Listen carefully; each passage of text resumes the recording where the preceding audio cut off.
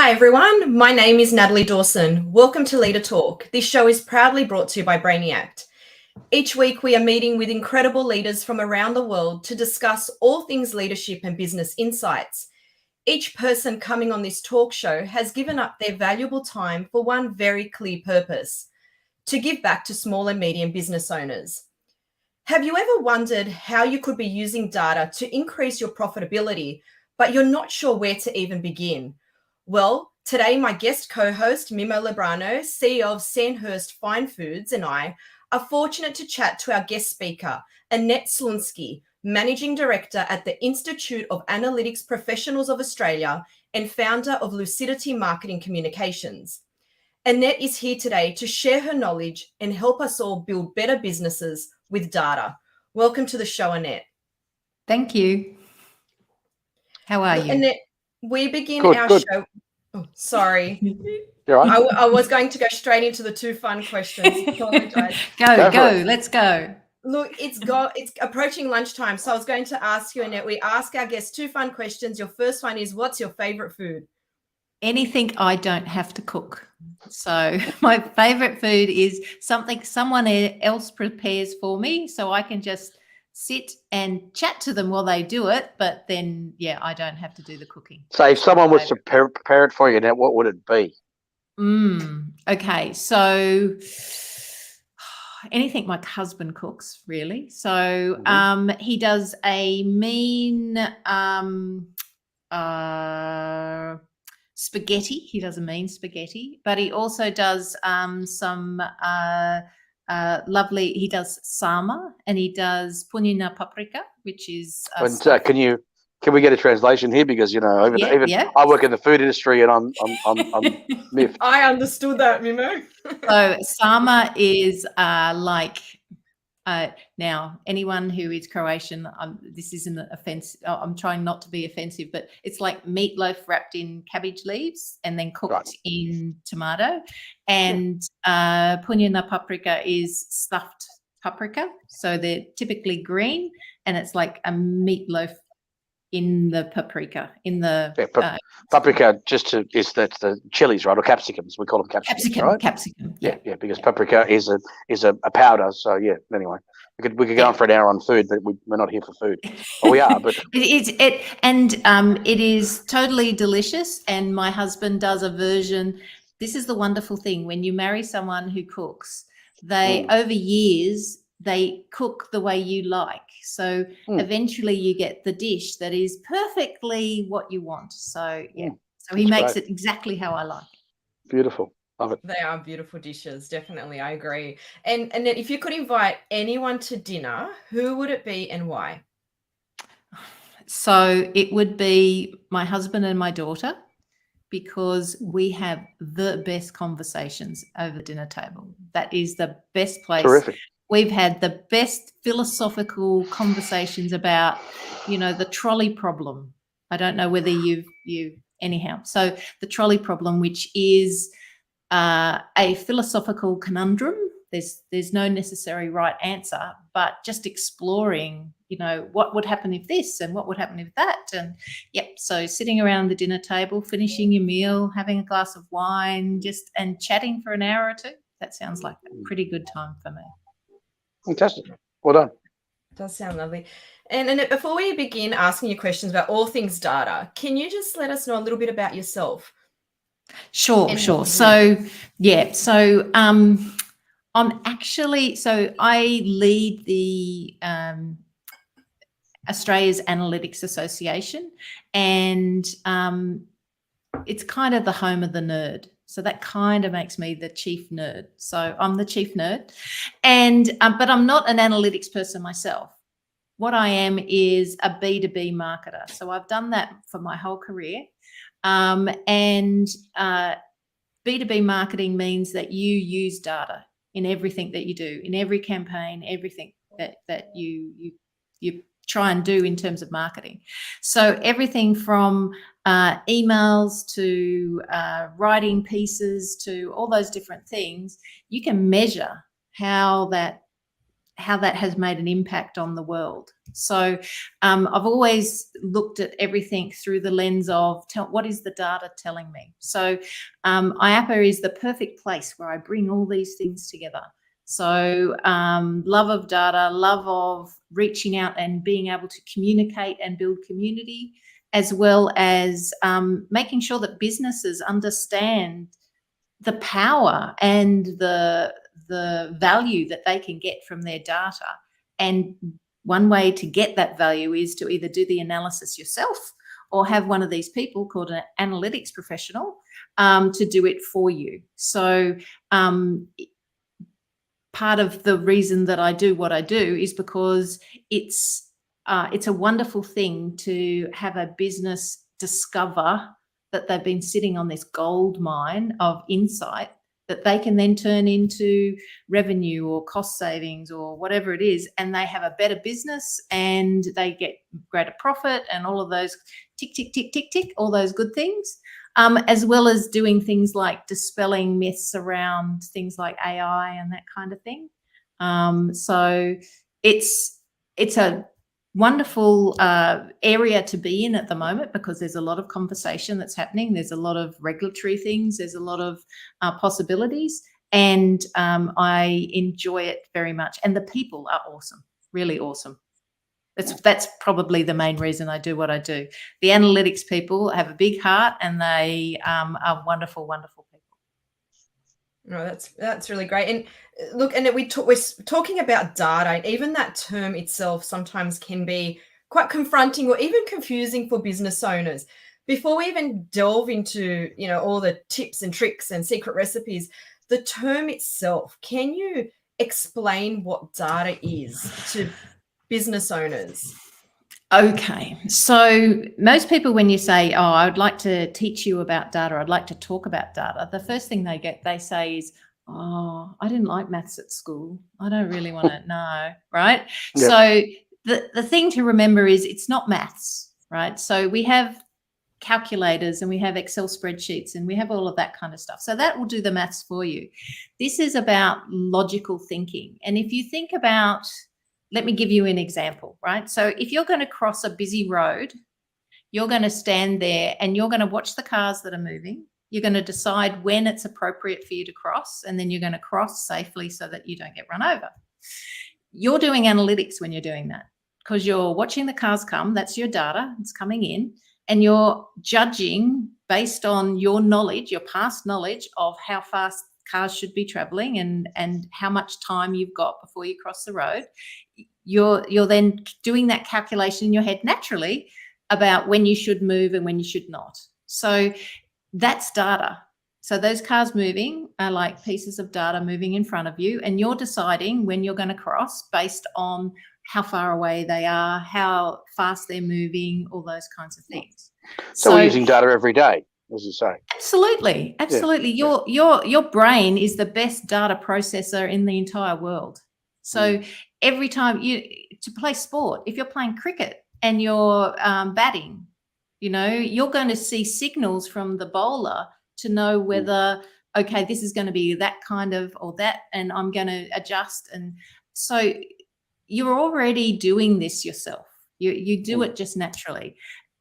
Analytics professionals do it in a way that you can get really quite sophisticated, but no one says that you have to be sophisticated right straight out of the gate. So data is like anything you can count, anything that you can quantify, anything that you would like to measure, anything that you think might help you save money or make money. Like there's data all around you. You just need to recognize where it is, capture it, and then do some very basic analysis of it. So you've probably heard that phrase many times, you can't manage what you can't measure, right? So this is probably the heart of what you're talking about, because and it took me a while to understand what you can't manage, what you can't measure, because measurement and constant measurement is only the way you actually judge how you're going, I suppose. And companies like Woolworths and big companies like our customers, they use data every day, and they make decisions on data. Yeah. Absolutely. And it takes some of the subjective out. So what it does is it gives you, it's like having a a yardstick that's like to a standard measure. So rather than going, oh, it feels like this is the right thing to do, you can go, okay, well, the data's saying this, this, and this. You can still then not go the way the data's telling you to, but it gives you something that you can point to and tomorrow measure again to see whether that decision you made actually made sense. So a lot of it, it's around looking to the past, understanding the trends so that you can make a better decision in the future. So if you're so if you're a shop owner, like a retail store owner, some of the data, simple data points, people that walk in the door, average spend per person, what other data points could they pick up, I suppose, or time of day? Staff, how many staff are on, who are they? Obviously your receipts, are you using a loyalty program? What value so what's the lifetime value of the particular person? So if you have a loyalty card, you'll be able to work that out. What size transaction are people doing? And is there one salesperson that is associated with most of those bigger transactions? So therefore, what are they doing that everyone else isn't doing?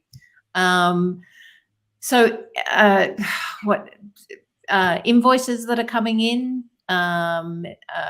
anything to do with any raw materials, you can measure in terms of your usage of them, how much they're costing you. Staff, you can look at, when you've got them on, how much they're costing you, is it worth your while, all that kind of stuff. And then you're looking at all the revenue things. So who's your customer? Where are they coming from? If you've got a loyalty program and you find that you've got a store, say, in central Sydney, but all your people are coming from, say, Maroubra, or 80% of your people are coming from Maroubra, then you might go, okay, maybe I need to start a store in Maroubra because there's all these people that are coming from Maroubra. So, it's a way to explore what your business could be. Typically, though, the data is sitting in lots of different systems. So that's funny. I had this example yesterday. I was at the Royal Easter Show, and a friend of mine, his name's Joseph Stellino, and it's a shout out to him because he's a clothing retailer. He's been a clothing retailer for 40 years, and he's just closed 2 of his physical stores. He's got his little stand at the Easter Show, and he'll probably just do pop-up markets. But he's now got a database of clients and emails and things like that. So he's been working on that for the past, I don't know, probably 15 years. So he's been accumulating data so that because he probably knew there would be a day that he would close his store, and he actually closed 2 retail stores, physical stores, and that's because the traffic just wasn't there. And he was in King Street, Newtown, which has just become a ghost town during the day. It's vibrant at night, but King Street, Newtown is dead during the day. So that's the sort of thing that he was lucky fall back on data because he had the data, I suppose. That's a good example.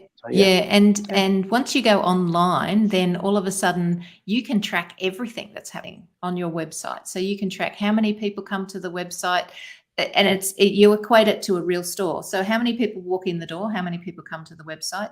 How many people pick something up and walk to the cash register and then go, actually, no, I'll leave it. So online, that's called an abandoned cart. So you have all these measures, and you have ways that you can tweak your website instantaneously to try and make sure that you're delivering the best customer experience, which typically then turns into greater sales. So online's a wonderful thing. There's something to be said about feeling things and trying things on, but there are also other ways that you can, like returns policies and stuff like that that you can actually do data on as well to work out what your return policy should be.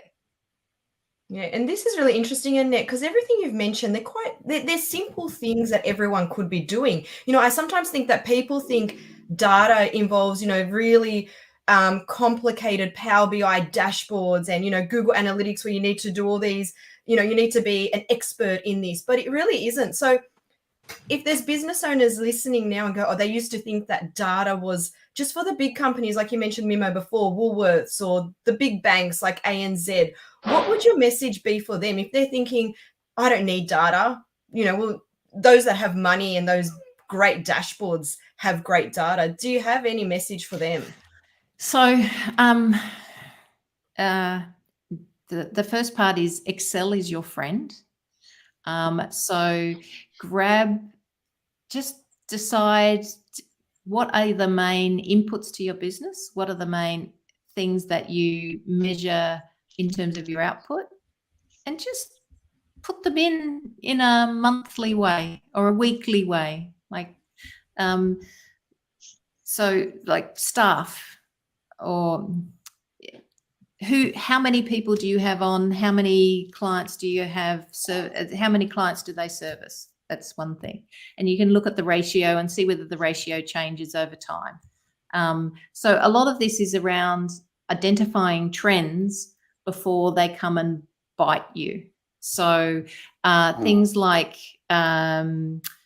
staying on top of your raw material costs, or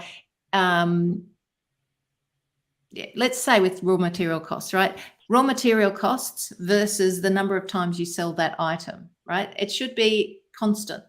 If that changes at any time, then that's an indicator to you that there is something going wrong. Are we using more of the raw ingredient per thing, or are we selling them and we're not recording them somehow? Correct. Okay. Yeah. Let's dive into that and try and understand why that's happening. Why has that ratio changed? So, and that's just that's like one line of data and another line of data and a ratio. And if that ratio moves too much, then you want to look at it. So that's not hard. Yeah. You can do that in Excel. It will take So, you not long. So, Annette, what happens when you suffer from that disease called analysis paralysis, which we hear that one around the office all the time. I had some people that, used to work for me, and they just used to analyze, and we used to call them, Mr. Analysis Paralysis, because he used to analyze everything. So, that's probably the extreme. So, how do you identify analysis paralysis? How do you diagnose it? Well, most small business owners, that's self-limiting because they only have so many hours in the day. But correct.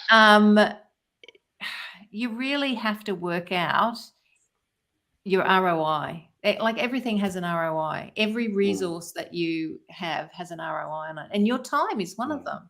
So, like, if you're going to save yourself $10, but it takes you, a week of analyzing things, why spend the week? Go and spend it with your family. I have a phrase, we're micromanaging the purchasing policy of paper clips, So, we're looking at how many paper clips we use and what policy we've got and how much we paid for paper clips, because it's a big cost for our business, Yeah. And that's, I use that as an example because a customer, he's a lovely person. There's a customer, I say, are you micromanaging, the buying of paper clips now? Because really, is it that important, Yeah. And a lot of stuff that business owners do, they go down these rabbit holes, and I think it's really, really hard for them to see the forest for the trees because they're busy doing this sort of stuff and going, well, are you managing a $10 problem, which is actually, or you're ignoring the $10,000 problem? So and that's what you've got to get in perspective. Yeah, absolutely. And I think part of it is you can do that initial analysis is where are your biggest costs?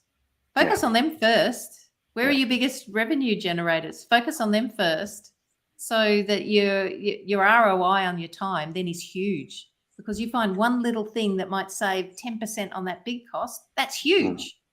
Yeah, and that's the Pareto Principle comes into play. That what is it?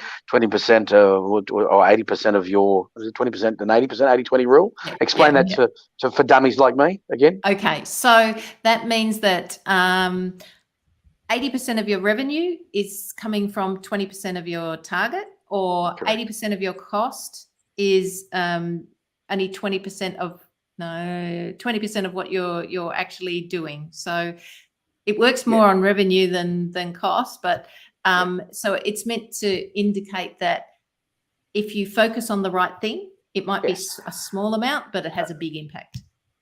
Yeah. So 80% of your cost might be coming from 20% of what you're doing, I suppose. Is that a best way to? Yeah. Okay. There you go. So the small amounts that you do will impact larger amounts of what comes out the other end, I suppose. But and customers, we usually, in every customer, in most businesses, you've got a small amount of customers generating a lot of the income. And then what that does, we call about the long tail. So you look at those really hard customers, the ones that don't pay their bills, the ones that are always looking around for the best price. and they're the ones that are chewing up a lot of your time, but they're not generating you the income. And sometimes we say sometimes we've got to actually say goodbye to those customers, or nicely say, well, how do we distance ourselves from those customers by doing things like putting prices up, or moving them onto distributors and things like that. So yeah, that's the analytics for you, and that's what analytics can probably do for you, is actually free you up of those really hungry customers. And we've all got those customers that really, they're time consuming and they're painful. They think they're important because they're spending X amount of dollars, but you've got someone who spends a lot more, which is far less demanding. So that's the analytics can definitely help us there. Yep. Absolutely. And so this is probably a good segue into it, as long as you're capturing that data. So as long as you're monitoring how much time you're spending with each customer, then you've got the numbers, and it then becomes a very easy sort of decision to make, because you can see that you're spending 10 hours a week with customer A and 10 hours a week with customer B, but customer A is spending like a tenth of what customer B is. You're much better off getting rid of customer A and finding more of customer B. How do you find them? And that's where analytics is really exciting, because you do, and this is part marketing, but you do a bit of a customer profile. Who's customer B? What do they look like? What are their characteristics? Okay, where can we find more of them?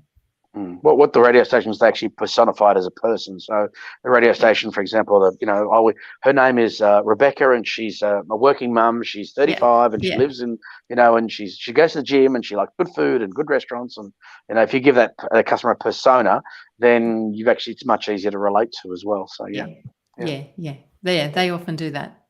And you mentioned the acronym ROI, return on investment. Can you just mention to our listeners what that is? Just for those that aren't familiar with ROI. Okay. All right. So it's basically, it's a maths term. It's basically the output that you get versus the amount of effort that you've put in.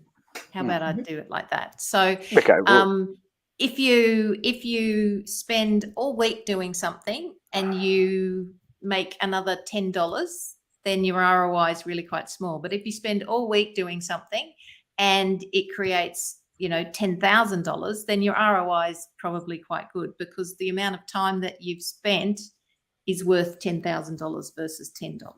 Yeah, the best way to explain it. Yeah, the best way to explain it from our point of view is, we've got a machine which turns out, 100 widgets an hour, and then all of a sudden we'll spend, quite a lot of money, but that output will be 1,000 widgets an hour. So whatever that machine costs is amortized over the period of that, of the time you've actually bought it and the payback period. So you do what they call a capex, which is like a request. And so that's what I asked my staff to do. If they want to spend some of the company money, I said, no problems, but you've got to give me a return. You've got to give me a capex and tell me what it's going to cost and what my benefit's going to be. So that's how, and that's all using analytics, I suppose, isn't it? Yeah. Well, you're using them anyway. So you are. See, this is the thing. You're doing it anyway. So I mean, it's a little bit like if you want to buy a new tool because it's the latest thing and it costs $1,000, $100,000. How much faster is it going to do things? Is it going to, and then you put a dollar figure against that. So then you can work out, okay, is it worth me spending money on that anyway? Is it worth, and let's take it down to, someone like carpenter or a plumber or someone like that. And it's like, are they going to buy a $200 tool or are they going to buy an $100 tool? You can actually do some analysis and work out, is it worth your while? Yeah. We use that in computers. I mean, when computers start to get slow, when you press the button and the screen takes a while, you go, well, this is costing time. And each press of a button might take, I had one, it was taking like 10 minutes to start up in the morning. I'm sort of going, well, obviously this is an old computer, so I need to change it because that 10 minutes, I can be more productive in that 10 minutes rather than waiting around for my computer to start up. And so that's why you justify, new expenditure, because all those seconds add up to hours, and the hours are costing it. So you've always got to cost your time, I suppose. Is that something that you recommend people do, cost your time? So what's a tradesman worth? What's his hourly rate? In terms of what would he charge? In terms of what's the opportunity cost? In terms of how much do they? Yep. Yeah. That's it. The opportunity cost. What could you be doing instead of doing that? Yeah. And put a number on it. if you're an accountant working from home and you charge at $50, $60 an hour, doing accounting at home, does that mean you can get a house cleaner that will charge $40 an hour? You make $10 an hour? Is that right? Does that make sense? In So I an get someone to clean the house. kind of way. Yeah, well, if I'm earning $60 an hour and I'm paying, $50, I'm actually making $10, and I don't want to clean the house, Yeah, exactly. But I mean, obviously, you've got costs involved as well, so you have to add the costs, like the costs of doing your job. Yeah, you have to add those in, so it's not quite as much. But yeah, absolutely, that's the whole thing. Like, what is the opportunity cost of doing blah when you could be doing something else that you might enjoy more? So, you can apply it across everything, but you have to put a dollar figure against your time. So if you're in a really small business and you're paying yourself like not full rate, then maybe for these calculations, you want to change that rate to something more realistic. We use that in credit claims. Someone puts a credit claim in for $50 and we say, look, it's not worth anyone's time to actually investigate this claim. So we just write off it. And every company does this. They write off small claims.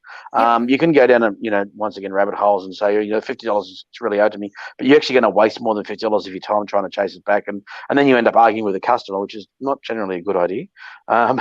And then you say, look, we'll have to, wear it because it's $50, and so that's, once again, if my time is worth, $60, $70 an hour and I'll waste half an hour on this, I've already wasted $30, $40.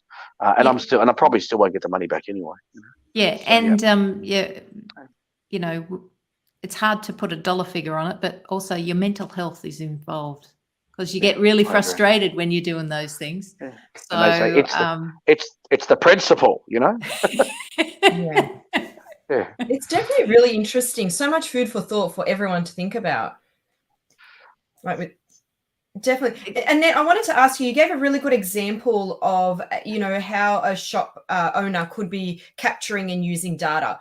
For all the tradie business owners that are listening, I guess it's a little bit different. Where can they be capturing data, or how can they be capturing data? And then what can they be using that data for? Because it's very different to owning, a shop where people can come through the door. We've got a physical till. It's different there. Yeah, it's different, but it's kind of the same because every business has costs and every business has revenue. So look at your costs. So for a tradie, it's going to be your tools and your raw materials. They're your biggest costs. Maybe staff if you're employing an apprentice or someone like that. So that's three things that you can monitor now. So tools, how much are they costing you to maintain? When does the maintenance of that tool become so great that you are better off buying a new tool that doesn't need so much maintenance because it's younger, it's not so old? Raw materials, is that cheaper raw material actually worth it if you get 10% wastage from it? Okay, if that is okay, then what if you get 20% wastage from it? Where is the line between buying this quality raw material and that quality raw material in terms of the hidden cost in it? So you will know pretty quickly which ones are a good raw material or not. And then you can then say, okay, well, my analysis says I'm better off buying not the top, but this one here, because I get less wastage and the money that I save, I'm actually better off buying that because my profit figures are better at that point. So you can do that analysis really quite easily in terms of what you're buying and how you're doing it and all those kinds of things. And then, you can then look at the other end, and then that's starting to get into, okay, if you're a tradie and you're advertising on, Google AdWords, is that actually bringing in you any money? Is it working? If it's not working, turn it off. Yeah. And you could be spending a lot there, right? Depending on, Right. But not necessarily turn it off. If it's not working, what's happening? Are you getting any traffic? Where is the traffic going? Are they hitting your website and then just leaving? Are they getting to your services page and then leaving? Are they getting to your prices page if you've got a prices page online and then leaving? So could that be telling you something? Are they actually filling in a email form? Are they clicking on the link that actually, like if you're on a mobile phone, you click on the phone number and it'll actually call? Are they doing that? What are they doing? So not necessarily turn it off, but monitor what they're doing. Once you're online, you can monitor it all. So, someone like ourselves, we advertise, we've got an advertising system. And, if I'm advertising on radio, for example, which I do, how do I measure that? I mean, that's a really hard one. We've been advertising on radio for years. And, it's a real touchy-feely thing. So it's all about the value of the brand, And people told me, they heard me on the radio the other day, which means it's obviously working. But is it working? Yeah. So there's a whole area in marketing around the metrics for brand and how a good brand, a strong brand actually delivers greater revenues, not only now, but into the future. So in marketing, we talk about short-term and long-term. So brand building is part of that long-term piece. If you want it, so people know your brand, so that long-term stuff is kind of working. In terms of short-term, there are tactics that you can use to try and bring sales in now, like typically at their price or offers, things like that, to try and bring people to the store. And if it's like, say Tony sent you, or a code or something like that, then that's when you actually can measure exactly what's happening. But it's the only other way to measure it is don't do any other marketing, just do radio and see what happens. Stop doing radio and see what happens, correct? They wouldn't like that though, so let's not. Well, I've actually just done that. I've actually stopped some radio, just 2 stations in Sydney. I've discontinued one, and I've put that into a company called Mintel, which is a data mining agency which does global trends all over the world in food and menu design and retail design. They basically scour the whole world and tell you what's on menus in other countries and what's on sale. So that's we're using that. But I said to my team, I said, I don't mind buying this. I don't mind spending the money on it, but it's like everything else. Do you use it? If it's going to cost us $50,000 a year, which probably would or more, I don't mind shelling out the dollars, but we actually get a use out of it? Because it's like buying an item of clothing. If you're going to wear it once every 3 years, then it's absolutely a waste of money. But if you're wearing it all the time and you're getting a lot of use out of it, then I think it's good. So once again, that's, I suppose, the golden rule of data is if you use it, then it's useful, I suppose. Is that correct? Yeah. Look, things like the strategic use of data. So you bought this trends analysis thing. So they're going to give you trends to use, right? So you could turn that into a whole series of recipes using that particular dish or whatever it is. And you put that on your website and you have a newsletter and you get people to sign up to the newsletter. And by doing that, you're now going to be able to see how many people are clicking through to each recipe. Okay, so this recipe seems really important. Now I'm going to my retailers or my outlets and saying, this recipe looks like it's really resonating with people. How about we put a poster up about it in the store? And how about we have a little display that has all the ingredients for that recipe all in one little area so we can direct people there. Let's see how that works. And then look at the data and see whether that store versus another store is doing better or worse. And it's all data driven because this is the thing with data. Data doesn't say you will do this. This is what you need to do. What it does is it says, here's a trend that looks interesting, that looks either interesting because it's out of the norm or interesting because it's going up or going down. And then you then make the decision based on your experience and your intuition about what to do next. And then you measure it again and then monitor it and then make another. So it's all about using what's happened in the past to help you make a better decision in the future. And that's kind of it. And you mentioned earlier, Mimo, about, it's sometimes difficult to measure the success of a marketing tactic you've used like radio. And you see a lot of contact us forms that have those, drop down menus that say, how did you hear about us? Radio, television, this. Do you think, is that an effective way to measure a business's marketing tactics or efforts? Okay, so now we're getting into the whole, the way you capture data can be biased. So if you have a form that defaults to a particular field, then you can pretty much be guaranteed, or the first one in the drop down, you can pretty much be guaranteed that's the one that most of your forms are going to have on it. Yeah, because people are lazy. You can't trust that data. Yeah, I mean, I've heard. Yeah, go on. No, you go. Oh, I've heard a phrase, lag and lead indicators. Have you heard those ones? Just share with us what you think of what do they mean? What's a lag indicator? What's a lead indicator? Okay, so a lag indicator is something. We're going all over the place here.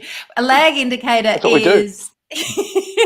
is something that has happened in the past. So it's it's like a proxy for something that's happened. So a report on sales that have already happened. It's like a lag indicator of whatever. Like last month's sales were X. That's a lag indicator. If you're using an indicator, it might be the number of customers through the door, because it didn't actually mean sales, but you can see that it might be an indicator of sales, right? So that's a lag one.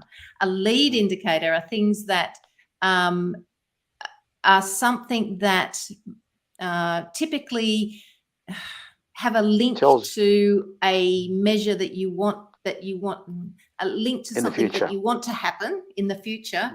And that typically would then mean that you'll have more sales. So something like, if it starts raining in the morning, then the umbrella sales might go up in chemist stores as people forgot that umbrellas. So as a consequence of the rain starting, then we believe that's a lead indicator. So the rainfall in millimeters in this hour is an indicator, is a lead indicator for an umbrella salesman who reckons he's going to sell some umbrellas this afternoon because people are going to go buy them. That's a great example. That's good. Yeah, that's good. So I mean, if you can find those, they're gold. Yeah. If you can find those lead indicators. And it might be the amount of, hits you get on your website, or, you do a campaign and they go to www.centresfindbusiness.com.au and click on this, and that's the lead indicator. We've got, 20 clicks, or my Facebook got X amount of likes. And that might be a lead indicator that the campaign we're doing is getting some interest. But we haven't actually closed any sales, and we've got it's something which may turn into sales, I suppose. That's what we're talking about. Yeah. Okay. So, I mean, we go back to your recipe example. So if you're getting a lot of clicks in your newsletter for a particular recipe, then you might look at that and go, I've never had that many clicks on that recipe, on a recipe in the past 5 years. Yeah. I think that one's going to, like, those products in that recipe are going to go off. I better make sure that I'm producing enough. Yeah, and if I've got a recipe that features caramelized balsamic vinegar, for example, which, we sell in Woolworths, and, everyone's clicking on that and say, well, that's a good lead indicator that people are going to start buying caramelized balsamic vinegar from Woolworths, as an example. So, exactly. Because they're interested in that product, that's good. Okay. Yep. So, and what it does, again, you're using something to make a better decision. Great. Okay. Yep. It's fantastic. You really bring some great examples, Annette, to really bring it to life. If we were to touch on an example of perhaps a business that's used data to transform their sales, is there an example you can give us? Any business, just something where they've done it really well.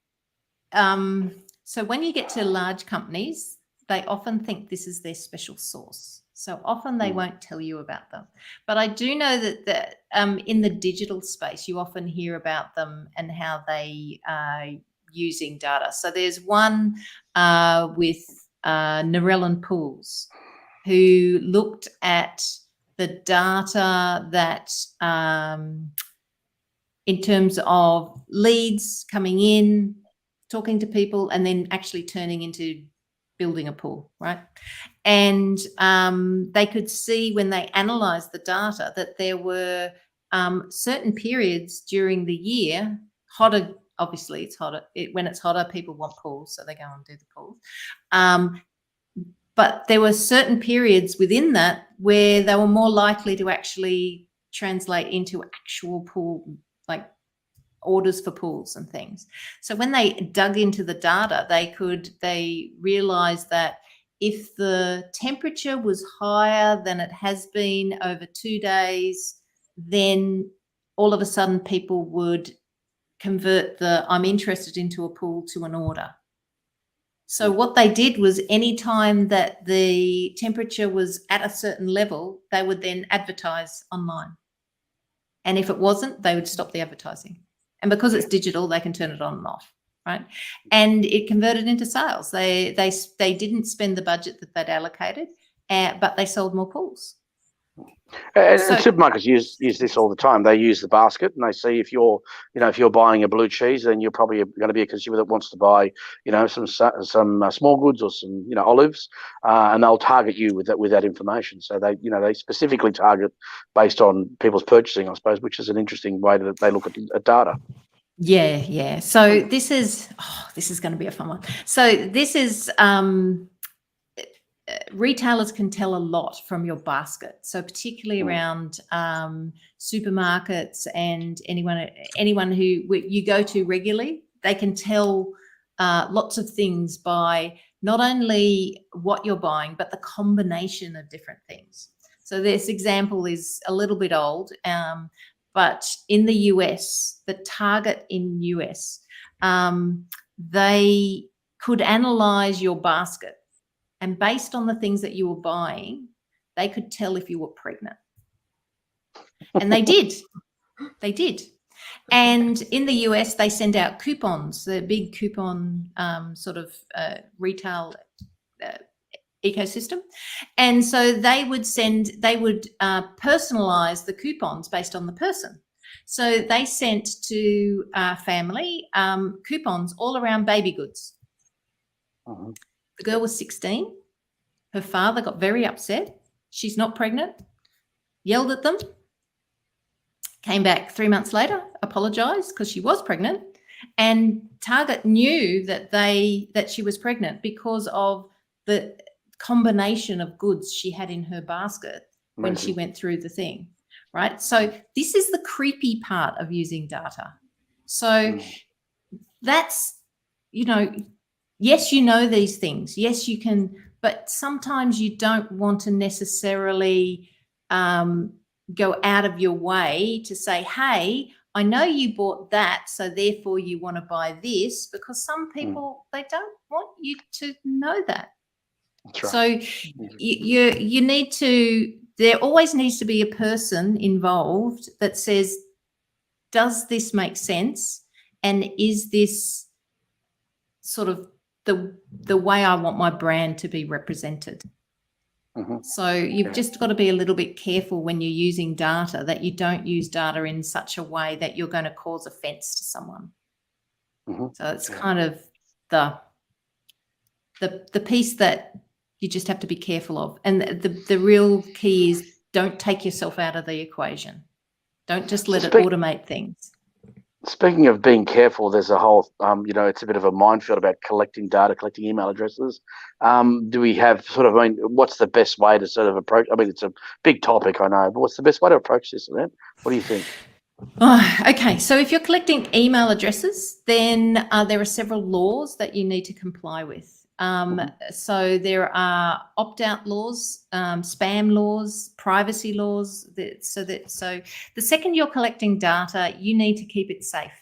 You need to stop it from being hacked by anyone and all of those kinds of things. So there are laws that says that if you're holding personal information, and personal information can be someone's name. If you're holding their date of birth, that's personal information. That's actually almost sensitive. So if you're holding that data, then you need to protect it. And if you don't protect it and you have a breach, and that breach could materially affect people, you then have to report it to the government, and you may well have to face a fine because you didn't keep that data safe.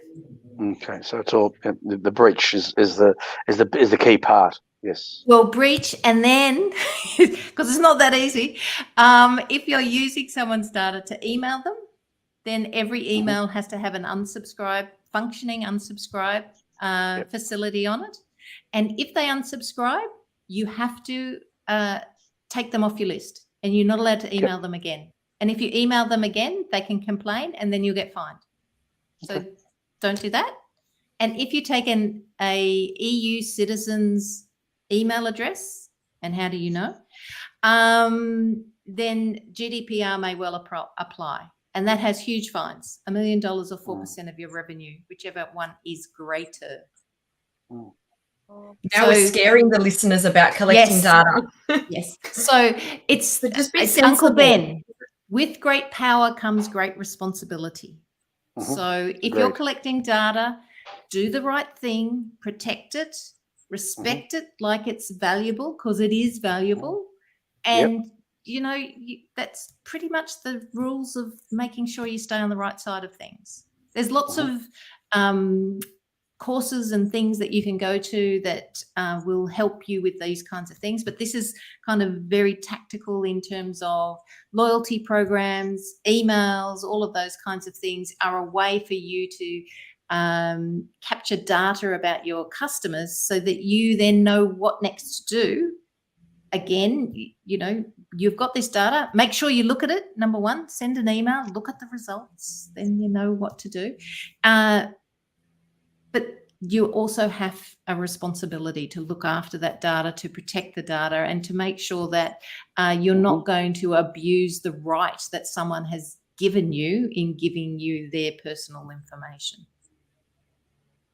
So that's the opt-in, opt-out newsletter thing, So, for example, I run a small tradesman business. And I want to send a newsletter out to my customers. I have to ask for permission to be able to email them. But how do I email them without, saying, do you mind? And is that first email, illegal that I send them saying, I would like to send you some newsletters. Would you like to it's illegal. Opt in and opt out? Yeah, so it's that's illegal. So you might get them to come to your website and complete a form. And the form has an opt-in in it. So, or as part, if it's transactional, so if you, part of me emailing, so if I come to your website and I have a merchant account and I give you my email address as part of the merchant account, you can email me whether I opt in or opt out, because in relation to your the relationship that I have with you, you're providing me a service, and part of the service requires you to communicate with me via email. Yeah, right. So if you already have a transactional relationship with them, then that becomes it needs to not be a marketing email. It needs to be something about providing the service. But if you want to build your marketing database, then subscribe to my email. If you'd like to get specials on my every week, then subscribe here, and those kinds of things. That's the way to do it. So our marketing should be aimed at asking people to subscribe to us by, going to your website and, clicking yes, opt in. And then once they've done that, they've actually given you consent, and then that's captured. And so if they want to take you to task, is this being regulated? Is this being sort of policed? Is there someone going to walk in? Someone's going to walk in my door and go, listen, you sent an email to Natalie Dawson last week, and she didn't really ask for it. So no, typically it's self-reported. Someone will contact you. So let's go back to the start. Your email should have an unsubscribe on it. So Natalie gets it and goes, I'm sick of Mimo sending me these damn emails. I'm unsubscribing. So she hits the button. That's it. On your system, it should say Natalie's unsubscribed and takes her off your list.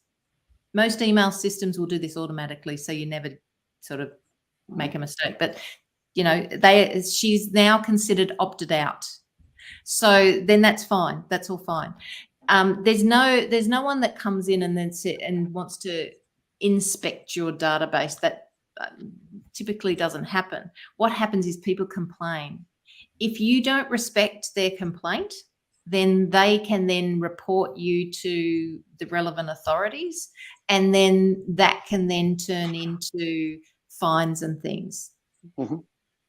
The fines, there are big companies that have been fined for emailing people after they have opted out, and they get $1 million fines. So it's, again, with great power comes great responsibility. You just need to just be sort of honest and straightforward. If someone's opted out, they've opted out. That's it. And obviously there's a difference, but just so we clarify for the listeners out there, we're talking about an email marketing campaign where, we're blasting thousands of people versus a plumber who's contacted a real estate agent who, with a brief spiel on their services and a capability statement in a bid for work.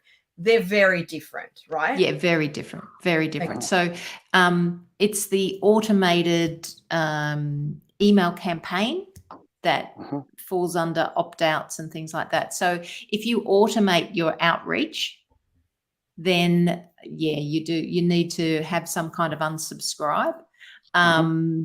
But individual emails are just individual emails. Like, I just want don't know about you, but everyone has spammy emails from people, and you just delete them or whatever it is. I'm sure everyone gets it, even on LinkedIn now, when someone wants to connect and then you're blasted with regular. Have you checked that? It's constant. I wish they're the ones that you can unsubscribe to. Yeah. You can mute them.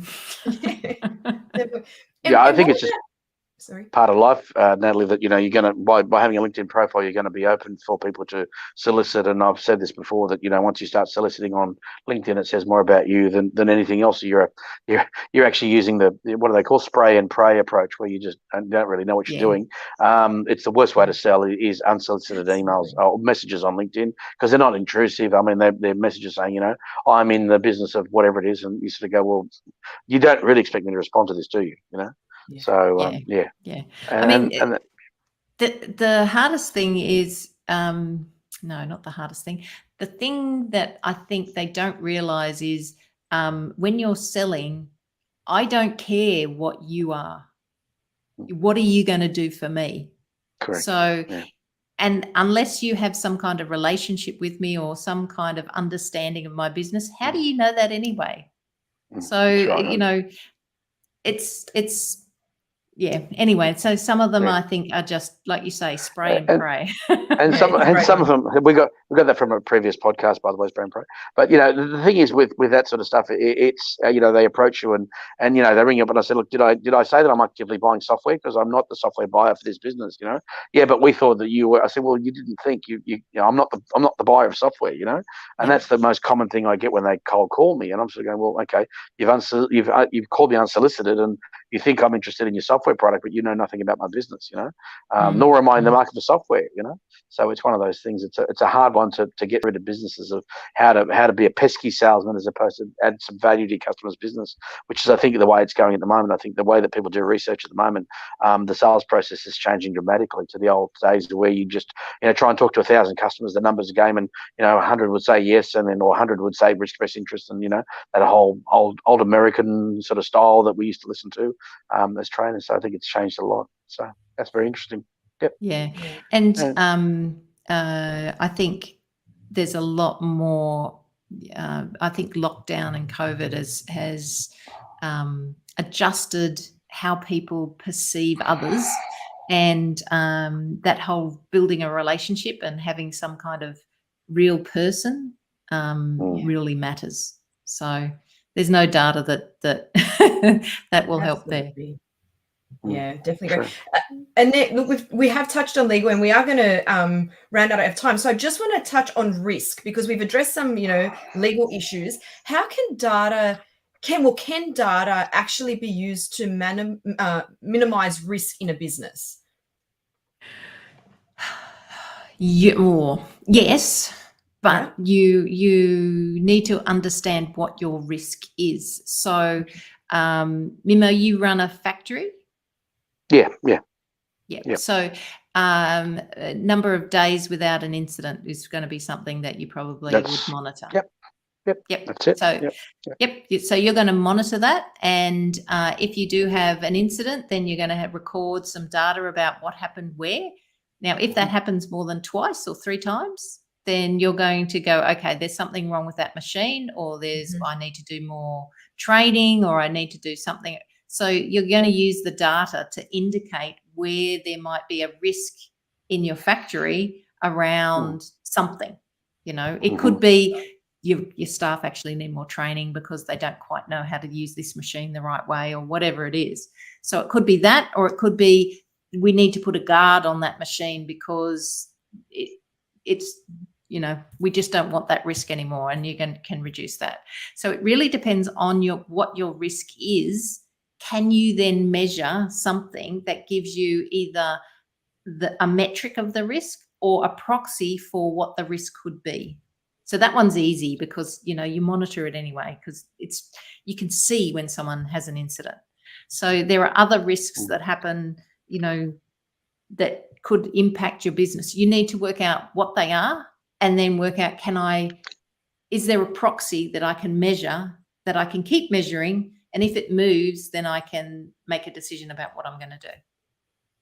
Oh, Does that make sense? Example. Yeah, it does. So what, can you just define, sorry, can you just define proxy? What do you mean by proxy?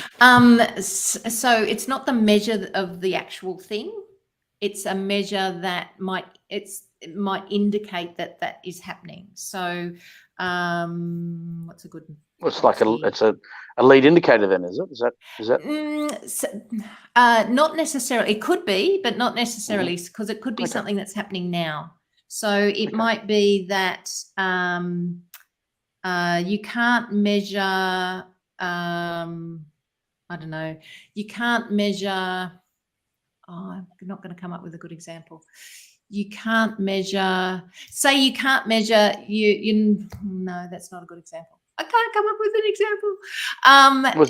Is it similar to that thing where you say, well, how do you reckon your warehouse's morale is? You know, and you say, well, okay, I reckon on a scale of 1 to 10, our morale in the warehouse is about a 6 out of 10. Right? Yeah.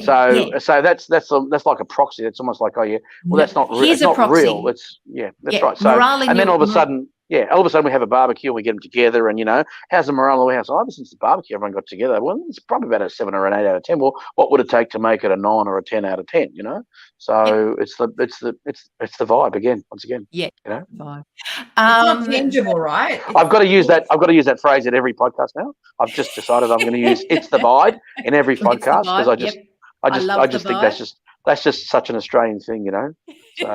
So for your example, for morale, here's a proxy for you. How many sick days people take. So if people aren't happy, they'll often take sick days. If your sick days are going up, then you might see that as a proxy as for morale, because you can't measure morale, but you can measure sick days. Yeah. And that's because people just go, yeah, I don't want to go today.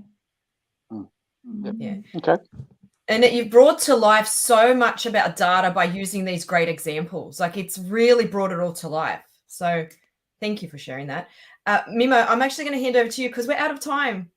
Okay, cool. All right. Thank you so much, Annette. It's been fantastic. You described yourself as a CNO, a Chief Nerd Officer. That's really good. I like that. So, or a nerd. I like someone that can do that. That's great. We talk about the B2B, which is really the most thing that a lot of people are doing is business to business. We talked about the online game, which is changing using data. Data is everything. We talked about data identifying trends, which is really, really good. The 80-20 rule. My advice is go and watch this podcast again if you want to understand it, because I've been studying this for years and I still don't understand it. Capturing the data and the sort of metrics we use, or the numbers we use, cost versus revenue, and then you've got to measure it over time, which gives you sort of trends and things like that. We spoke about lead and lag indicators. Once again, watch the podcast again because you'll get that. And we're using data to make decisions on a daily basis. And we talk about the safe collection of data, which is important. We talked about easily unsubscribing when you're using email campaigns, which is really good. So that opting in, opting out is very, very, very, very interesting. And then you've got to also understand the risk with data as well. There's also an inherent risk, but more importantly, it's just to understand that data has a huge impact on our business. And I think as small business owners, we probably don't use the data enough, and so we've got to really relook at where we're collecting data. And it's not that hard, really. I suppose it's an easy way to sort of get some hard stats and make some decisions. And I'll think about, I know that 50% of my advertising is wasted, but which 50% should I cut out so my advertising can be more effective? So your advertising can be a little bit more targeted if you probably use data cleverly. So I think that's the big takeout. So thanks very much. And that's been a fantastic, insightful hour of education. Thank you. My pleasure. Absolutely. It's been great. Thank you, Annette, and thank you, Mimo, and thank you everyone for tuning in. For more information on Leader Talk and for some great resources to help your business grow, check out brainiac.com.au. Thanks, everyone. Thank you. Bye. Bye.